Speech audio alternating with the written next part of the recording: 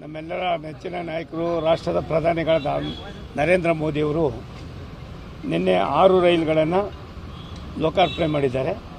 ಇವತ್ತು 7 ರೈಲುಗಳನ್ನು ಲೋಕಾರ್ಪಣೆ ಮಾಡ್ತಾ ಇದ್ದಾರೆ. ಈ ಸಂದರ್ಭದಲ್ಲಿ ನನಗೆ ಕೊಲ್ಲಾಪುರದ ಒಂದು ರೈಲನ್ನು, ವಂದೇ ಭಾರತ್ ರೈಲನ್ನು ಅಲ್ಲಿಂದ ಇದು ಫ್ಲಾಗ್ ಅಪ್ ಮಾಡೋದಕ್ಕೆ ಬಂದಿದ್ದೇನೆ. ನಿನ್ನೆ ತಾನೇ ಜಾರ್ಖಂಡ್ನ ದೇವಘರ್ನಲ್ಲಿ ಮತ್ತೊಂದು ಇದು ವಂದೇ ಭಾರತನ್ನು ನಾವು ದೇವಗಢದಿಂದ ವಾರಣಾಸಿಗೆ ಇದು ಮಾಡಿದ್ವಿ. ಅದೇ ರೀತಿ ಇವತ್ತು ಸಂಜೆ 4 ಗಂಟೆಗೆ ಕೊಲ್ಲಾಪುರದಿಂದ ಪೂನಾಗೆ ಒಂದು ರೈಲನ್ನು ಬಿಡ್ತಾಯಿದ್ದೀವಿ. ಸಾಯಂಕಾಲ 8 ಗಂಟೆಗೆ ಪೂನಾಯಿಂದ ಬರ್ತಕ್ಕಂಥ ಇನ್ನೊಂದು ಬೆಳಗಾವಿನಲ್ಲಿ ಬರ್ತಕ್ಕಂಥ ರೈಲನ್ನು ರಿಸೀವ್ ಮಾಡಿಕೊಡ್ತಾ ಇದ್ದೀವಿ.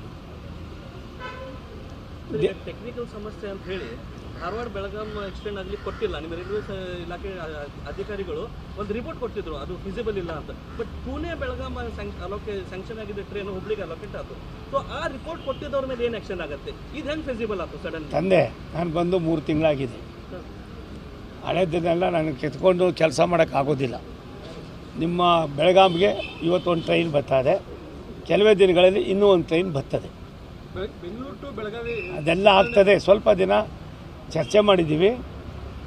ನಾನು, ಸನ್ಮಾನ್ಯ ಜಗದೀಶ್ ಶೆಟ್ಟರು, ಬಕ್ಕೌರಿ ಸಾಹೇಬರು, ಮಹಂತೇಶ್ ಅವರು, ನಮ್ಮ ಪಕ್ಷದ ಎಲ್ಲ ಅವ್ರ ಜೊತೆಯಲ್ಲಿ ಇವರು ಪ್ರಹ್ಲಾದ್ ಜೋಶಿ ಅವರು ನಾವೆಲ್ಲ ಕೂತು ಚರ್ಚೆ ಮಾಡಿದ್ದೀವಿ. ಎಲ್ಲ ಆಗಿದೆ, ಅದು ಕೂಡ ಆಗ್ತದೆ. ಇವತ್ತು ಬರ್ತಾಯಿದೆ. ಇವತ್ತೊಂದು ಬಂದಿದ್ದು, ಇದು ಕೂಡ ಹುಬ್ಳಿಗೆ ಹೋಗ್ತದೆ. ಯಾವ್ಯಾವ ಸಂದರ್ಭದಲ್ಲಿ ಏನೇನಾಯಿತು, ಹಳೇದೇನಾಯಿತು ಅಂತ ಕೇಳೋದಕ್ಕೆ ನಮ್ಗೆ ಅವಶ್ಯಕತೆ ಇಲ್ಲ ಅನ್ನೋದನ್ನು ಮೋದಿಯವರು ನಮಗೆ ಮನವರಿಕೆ ಮಾಡಿದ್ದಾರೆ. ಬೆಳಗಾವಿಗೆ ವಂದೇ ಭಾರತ್ ಟ್ರೈನ್ ಬರಬೇಕು. ಮತ್ತು ಏನು ಈಗಾಗಲೇ ಸುಭಾಷ್ ನಮ್ಮ ಅಂಗಡಿಯವರಿದ್ದರು, ಸುರೇಶ್ ಅಂಗಡಿಯವರು, ಅವರು ಏನು ನಮ್ಮ ಉಡುಪಿಯಿಂದ ಹುಬ್ಳಿಯಿಂದ ಇದಕ್ಕೆ ಕಿತ್ತೂರು ಮೇಲೆ ಒಂದು ಇದನ್ನು ಮಾಡಿದ್ರು ಸರ್ವೆ ಕಾರ್ಯ.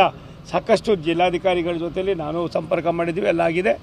ಅದನ್ನು ಕೂಡ ನಾವು ಹೇಗಾದರೂ ಮಾಡಿ ಈ ಅವಧಿಯಲ್ಲಿ ಅದು ಡೈರೆಕ್ಟ್ ಟ್ರೈನ್ ಮಾಡ್ತಕ್ಕಂಥದಕ್ಕೂ ಕೂಡ ನಾವು ವ್ಯವಸ್ಥೆಯನ್ನು ಮಾಡ್ತೀವಿ. ಈಗ ಬೆಳಗಾವಿಯಿಂದ ಮುಂಬೈಗೆ ಓವರ್ನೈಟ್ ಟ್ರೈನ್ ಒಂದು ಡಿಮಾಂಡ್ ಇದೆ, ಲಾಂಗ್ ಪೆಂಡಿಂಗ್ ಡಿಮಾಂಡ್ ಇದೆ. ಕುಂತ್ಕೊಂಡು ಮಾತಾಡೋಣ ಹುಡುಗರು. ಇವಾಗ ತಾನೇ ಬಂದಿದ್ದೀನಿ, ಒಂಚೂರು ಕಾಫಿ ಕುಡಿಯುವ. ತಾವು ಬರೋದು ಯಾವ? ಅದಕ್ಕೆ ಒಂದು ಸತ್ಯ, ರೈಲ್ವೆ ಇಲಾಖೆ ವಿಶ್ವದ ಭೂಪಟದಲ್ಲಿ, ಭಾರತದಲ್ಲಿ ಅಲ್ಲ, ಮೋದಿಯವರ ದೂರದೃಷ್ಟಿಯ ಚಿಂತನೆ ಎಷ್ಟು ಮಟ್ಟಿಗೆ ಪ್ರಭಾವ ಬೀರಿದೆ ಅನ್ನೋದು ತಮಗೂ ಗೊತ್ತಿದೆ.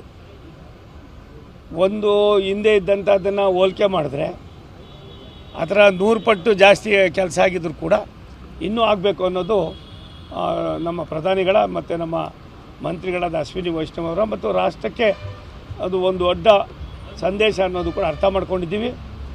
ಯಾವುದು ತಾವು ಹೇಳಿದ್ದೀರ ಟ್ರೈನು, ಅದನ್ನು ನಾನು ಕೇಳ್ತೀನಿ. ನಾನು ಇವರು ನಮ್ಮ ಪಕ್ಷದಿಂದ ಮತ್ತೊಬ್ಬರಿಂದ ಒಂದು ಕಾಗದ ತರಿಸ್ಕೊಂಡು ಅದಕ್ಕೆ ಯಾವ ರೀತಿ ಮಾಡಬೇಕು, ಫಿಸಿಬಿಲಿಟೀಸ್ ಏನು, ಸರ್ವೆ ಏನು, ಎಲ್ಲಕ್ಕಿಂತ ಮಿಗಿಲಾಗಿ ಸಾಮಾನ್ಯರಿಗೆ ಅನುಕೂಲ ಆಗಬೇಕು, ಜನಸಾಮಾನ್ಯರಿಗೆ ಅನುಕೂಲ ಆಗಬೇಕು. ಅನುಕೂಲಕ್ಕೆ ಏನೇನು ಬೇಕೋ ಎಲ್ಲ ಮಾಡ್ತೀವಿ. ಸರಿ, ಸವದತ್ತಿ ಯಲ್ಲಮ್ಮ ಟೆಂಪಲ್ಗೆ ರೈಲ್ವೆ ಸೌಕರ್ಯ ಕಲ್ಪಿಸಬೇಕು. ಮೊನ್ನೆ ತಾನೇ ಸರ್ವೆಗೆ ನಾವು ಆದೇಶ ಮಾಡಿದ್ದೀವಿ.